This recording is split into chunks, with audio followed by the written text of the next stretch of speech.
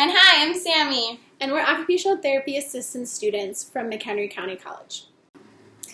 The activity we're going to talk to you about today focuses on children's sensory development. Kind of like what it sounds like, it is the development of your child's 7 senses. That's right, 7. We are most commonly familiar with the 5 senses. So we have sight, smell, taste, hearing, and touch. But there are 2 other senses that we're not as familiar with. One of them is called vestibular. So this is basically our ability to just maintain our balance while we're moving, while we're sitting. The other one is called proprioception.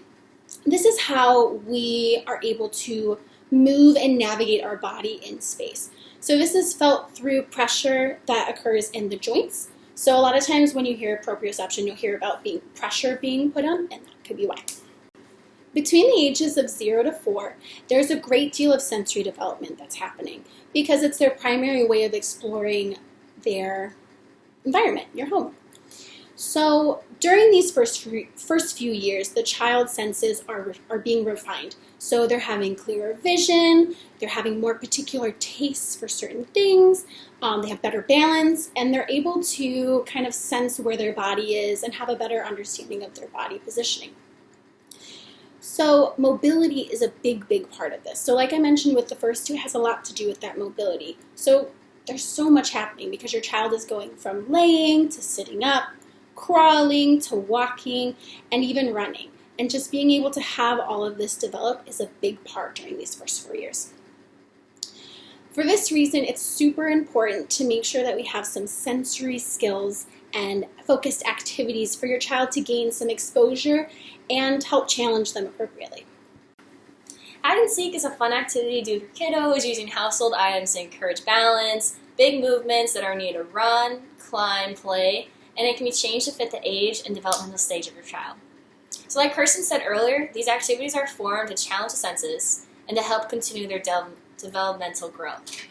And so our activity involves children discovering and navigating through their environment. And we do this through a twist on our hide and seek.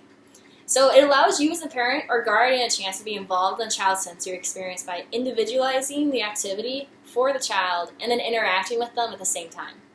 So you can grab any household items that can activate the use of their senses. This can be like pillows, blankets, toys, anything that your child uses a lot and that really likes. And you can put them in a sensory bin with rice or beans, or hide the toys throughout the house, or even in one room. So we're going to demonstrate what our hide and seek twist could look like, and we're really trying to focus on engaging in balance, coordinated movement, scanning their environment, and then moving and navigating through that environment. So for children under the age of 2, we have what we call as a sensory bin. All you need is a small bin, some dry rice or dried beans, and some small little toys. These toys can be small enough to be easily hidden, but big enough to avoid a choking hazard. Some examples could be little toy animals, or Legos, or puzzle pieces, or anything else you can find around the house. It is super easy to make up. All you do is you put the rice in the rice bin, add your toys, mix it all up, and let your child have at it. You can also add in any scoopers, like a measuring cup, a spoon, or any regular cup around the house so that they can scoop up their little toys. And that's it. Super easy and a fun way to get your child exploring their senses. This can be done at the table, maybe in their high chair or on the floor, and it doesn't require any big movements and moving around the house. So this can be a calming and fun activity for your child. To make it harder, you can use tongs to grab the toys, or you can hide puzzle pieces within there. So they have to find the puzzle piece and to complete their puzzle. For children under the age of 12 months, they like to put everything in their mouths. So you can use crushed up Cheerios, for example, so you can still have that hidden aspect without the hazard of choking. Or you can use a water sensory bin. So you can put the toys in either a bin full of water or in the bathtub. The toys are easily seen and the child can still have a sensory experience. And who doesn't love playing in the water?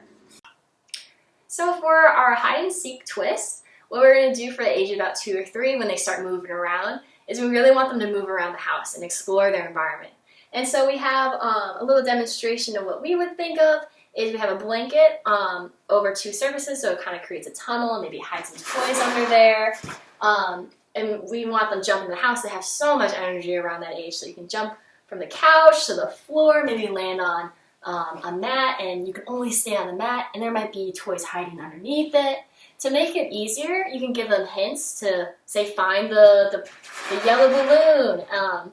To make it harder hints, you can give them cues like the toy's really, really cold, and so that could be maybe the toy's in the fridge, or the toy's really, really sleepy, and then maybe the toy's on the bed.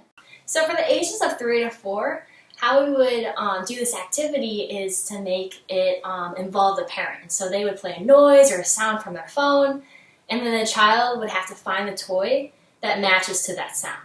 So for our example, we're using a Paw Patrol noise. Hear that, Rubble? Let's dig it! And that is from the character Rubble. And so the child will have to go and find the toy that matches the sound. So they'll look, and then, ooh, we got Rubble.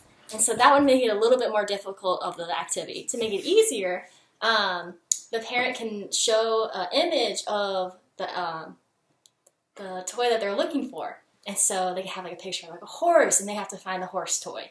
Or there's a picture of a dog, and then they have to find the dog toy. We hope you found this video helpful and you're able to incorporate some of these activities into your child's play. Stay safe out there and have fun. Bye! Bye!